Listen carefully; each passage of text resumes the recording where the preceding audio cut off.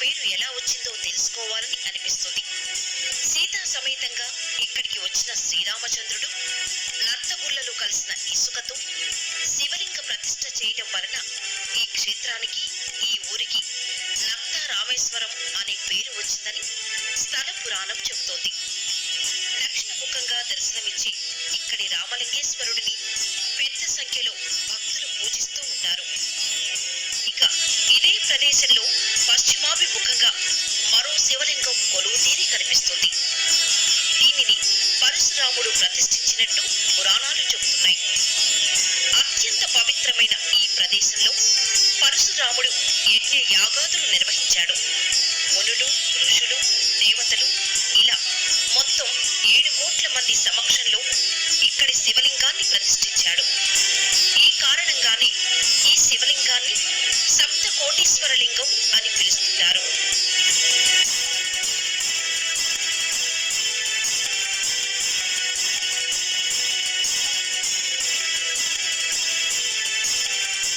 ఇక ఈ ఆలయం ఏడాది పొడవునా నీళ్లలో మునిగే ఉంటుంది.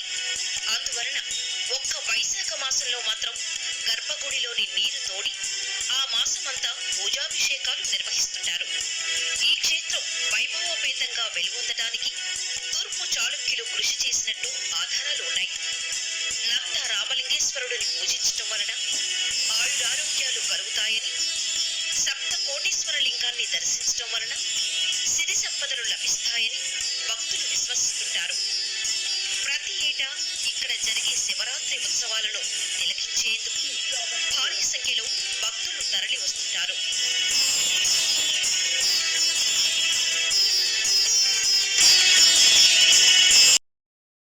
నమః. ఓం గణానాన్త్వా గణపతిం వామహే కవిం కవీనాపమస్రవస్తం జ్యేష్ఠరాజం బ్రహ్మణస్పద ఆనస్వన్వన్నోతిభిస్తేజాతం. శ్రీ గురుభ్యో నమః. హరి ఓం. ఈ నత్తారామ క్షేత్రం అండి. నా పేరు రామేశ్వర రామలింగేశ్వర అచ్చకండి. ఈ స్వామి నత్తారామేశ్వర క్షేత్రంలో ఈ రామేశ్వర స్వామి రేపు 6వ తారీఖు నుంచి, అదే రేపు ఏకాశి నుంచి 5 రోజులు అంటే అమావాస్య వరకు కూడా స్వామివారి కళ్యాణ మహోత్సవం జరుగుతుందండి.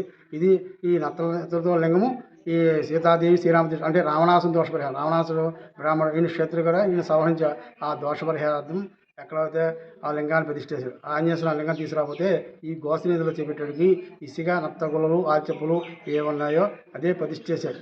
నేను అన్ని చోట్ల చూసినా గుండ్రంగా పొడుగుండి ఈ స్వామి 4 బలగలుగా ఉంటుంది. నత్తలతో ఉన్నది నత్తారామేశ్వర ఈ స్వామి. నీటిలో ఉన్నది రామలింగేశ్వరు, అది పరశురామ ప్రతిష్ఠ. తండ్రి రాజ్యం తల్లి సమితి దోషం. అంటే ఒక వైశాఖ మాసమే స్వామి దర్శనం చేసుకో. నది అవతల ఉంది లక్ష్మణేశ్వర సాది బ్రహ్మసూత్ర లింగం.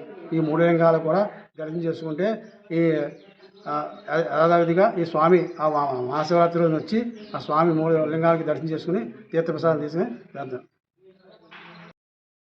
పశ్చిమ గోదావరి జిల్లా పెనుమంట్ర మండలం నత్తారామేశ్వర క్షేత్రంలో ఉన్నామండి. ఈ క్షేత్రంలో